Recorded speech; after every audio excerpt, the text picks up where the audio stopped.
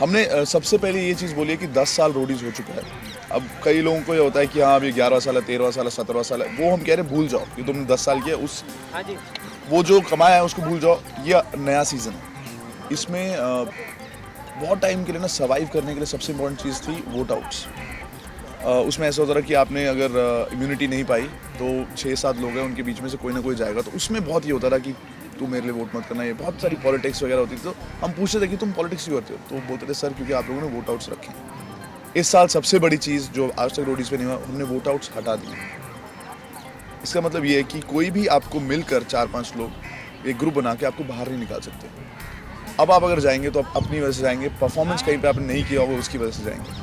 तो उसका जो रिएक्शन हमें मिला इस टाइम बहुत बढ़िया मिला कि सब कह रहे हैं कि हाँ अब अगर मैं जाऊंगा अभी तो रिग्रेट नहीं रहता है कि हाँ आपने कहीं हार गए होंगे किसी टास्क में। बहुत सही रहा। ऊपर से हम लोग इंटरनेशनल जा चुके हैं काफ़ी बारी, लेकिन इस बार हमें लगा कि इंडिया के अंदर रहते हैं और ऐसी चीज़ें दिखाते हैं जो हमने इंडिया रोडीज़ पे हम ये इंडिया बहुत अच्छी तरह से दिखाते हैं।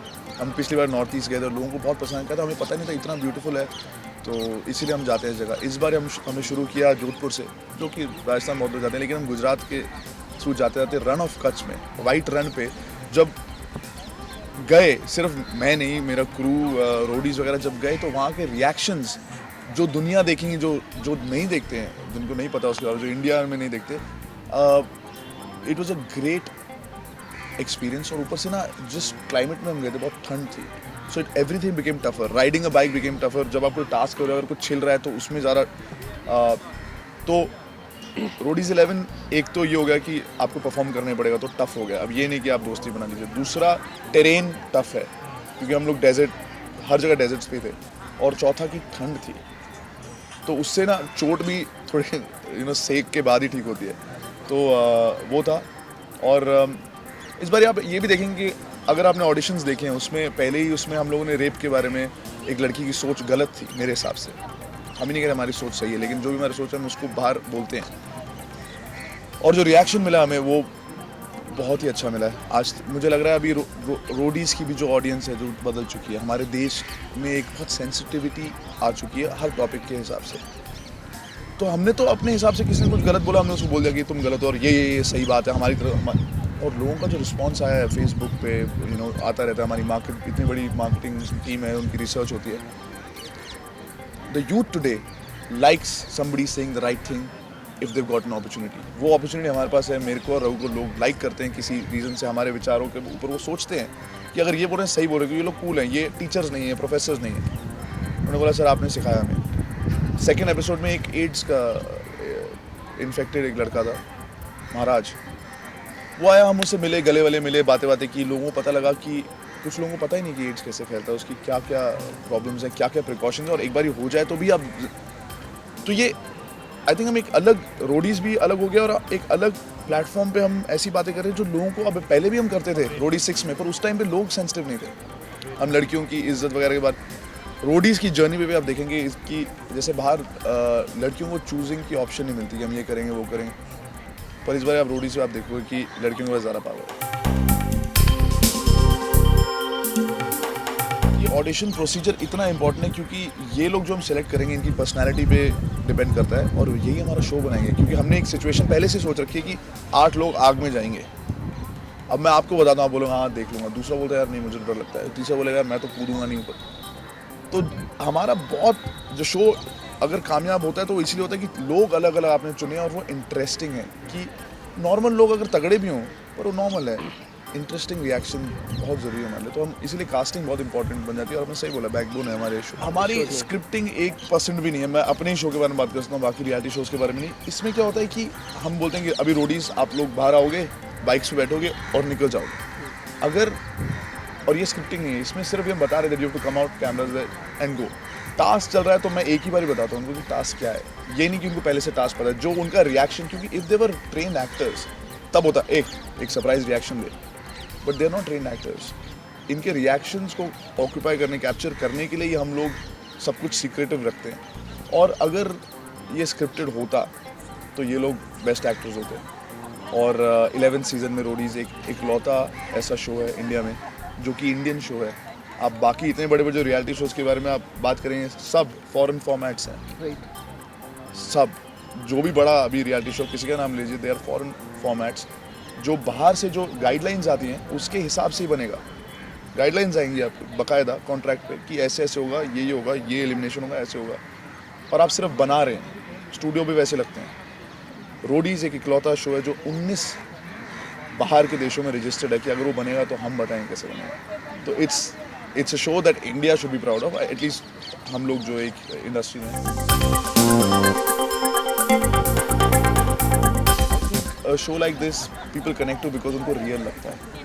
एंड मुझे ऐसा लगता है कि एक सिचुएशन में अगर आप 10 अलग अलग लोगों को डालो तो वो रिएक्शन अलग मिलना ही है। The concept is that makes more interesting. It is actually हमारे रोडीज़ पे आप देखेंगे हर साल, और अर्बन से तो लोग होते हैं, रूरल से भी बहुत लोग होते हैं, और ऊपर से हिंदी अगर आपको नहीं आती तो आप रोडी से सिलेक्ट हो ही नहीं सकते। बल्कि जिनको जो इंग्लिश में ज़्यादा टपर करते हैं उनको हम निकाल देते हैं। ऑडिशंस में कई बार प्रेशर डालने के लिए अगर कोई इंग्लिश में बात करे, क्योंकि कई लोगों को लगता है कि जब कोई इंग्लिश में उनसे बात करते हैं थोड़े से घबरा जाते हैं। हमें ये देखना है कि आदमी कैसे घबराता है। ऑडिशंस एक प्रोसीजर, लेकिन रोडीज़ की जर्नी पे मैं भी हिंदी में बात करता हूँ, बच्चे भी हिंदी बात करते हैं। जब वो ज़्यादा इंग्लिश में बोलते हैं तो हम बोलते हैं हिंदी ऐसे बोलते हैं, आपने देखा होगा। क्योंकि जब हमने पहले 1-2 साल ये शो किया था ना 2003, हमने देखा कि यार शो तो अच्छा, बहुत लोगों को पसंद आ रहा है, लेकिन सिर्फ इतने लोग ही देख पा रहे हैं, बाकी को समझ नहीं आ रहा है। ये एक पहला रियलिटी शो जिसमें आप देखो सिर्फ हिंदी, हम लोग कंटेस्टेंट्स को जब कास्ट करते हैं हिंदी बात करते आते हैं, ताकि हमें भी पता है कि हम चाहते हैं ज़्यादा लोग देखें, हम चाहते हैं कि ज़्यादा लोग कि तक हम पहुँचे। और अगर आप देखें, आशू आया था रोडी स्वाई में, वो जीता था सहारनपुर से। उसके बाद इतनी सारी लड़की, इस बारी भी आप देखेंगे अलग अलग रूरल, और अब तो रूरल भी हमारा इंडिया में क्या है कि वहाँ पे भी मॉल्स बन चुके हैं। जब मैं जलंधर से, मेरा गांव जंदू संगा है, वहाँ पर मॉल है। It's not a village anymore, it's a town. And I think हर जगह पहुँच रहा है। अब तो केबल टीवी हर जगह पहुँच गया है, dish TV, set top boxes. अजीब नहीं है रोडीज़ 11 में। रघु और मैं रोल ऐसे कुछ चेंज नहीं हुआ है। Raghu is part of the selection. Concept के साथ हम बस ये देख रहे हैं कि अब हमने तो जो वजह है ना, जो एक्सक्यूज़ थी पॉलिटिक्स की, वो हटा दी। अब देखना ये है कि क्या ये अभी भी पॉलिटिक्स करते हैं कि नहीं, क्योंकि हमने वजह हटा दी जो उन्होंने बोला था। और मुझे लगता है ये ह्यूमन टेंडेंसी है, होगी पॉलिटिक्स, बिकॉज स्कूल्स और कॉलेजेस में वोट आउट्स नहीं होते, ऑफिसेज में नहीं होते वोट आउट्स, लेकिन वहाँ पे भी ग्रुपिज्म होता है, वहाँ पे भी एक संगठन बन जाता है, वहाँ पे भी एक बंदे को सिक्रूट कर देते हैं, वहाँ पर भी पॉलिटिक्स होते हैं। तो ये एक ह्यूमन टेंडेंसी है। बट हाँ, इस बार दे वोंट हैव एक्सक्यूज कि सर वोट आउट्स थे। इस बार लड़के लड़कियाँ होंगे, वो आपस में भी टास्क करेंगे, एक साथ भी करेंगे, पर लड़कियों को ज़्यादा पावर होगी, इतना ज़रूर आप देखेंगे गर्ल पावर। रोडीज़ से मैं पीछा छुड़ाने की बहुत साल से कोशिश कर रहा हूँ, हो नहीं पा रहा है। पापी पेट का सवाल कह सकते हैं आप इसे, या फिर ये भी कह सकते हैं कि लत लग गई है उस शो की, छुड़ाना चाहता हूँ।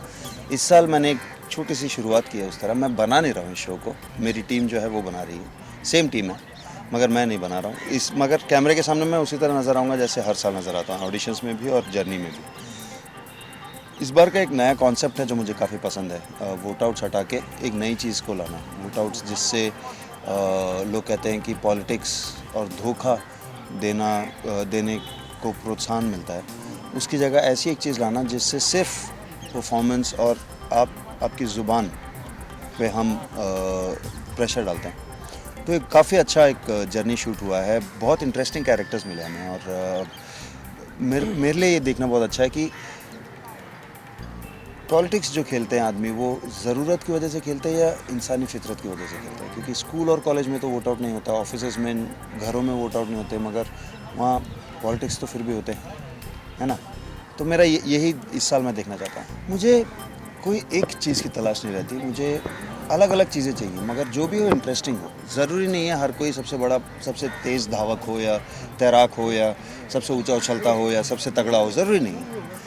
अलग अलग लोग चाहिए जो जिनमें एक ऐसी चीज़ हो जो आपको, जिससे आपको मन करे उनको देखने का, उन देख के एक एंटरटेनमेंट हो, एक इंटरेस्ट जागे आप में उनको देख के। ऐसे लोगों को मैं ढूंढता हूँ, क्योंकि जैसे हुसैन बोल्ट, अगर वो 10 सेकंड में भाग जाएँ 100 मीटर तो उसमें कोई बड़ी बात नहीं, वो तो आए दिन भागते रहते हैं ना। अगर जो नहीं भाग सकता उसको अगर 15-20 सेकंड में भी वो दौड़ पाए तो मेरे लिए वो बड़ी बात है, क्योंकि वो उसमें जान दिखती है, उसमें एक पैशन, एक जोश दिखता है, वो ढूंढते हैं हम लोगों में।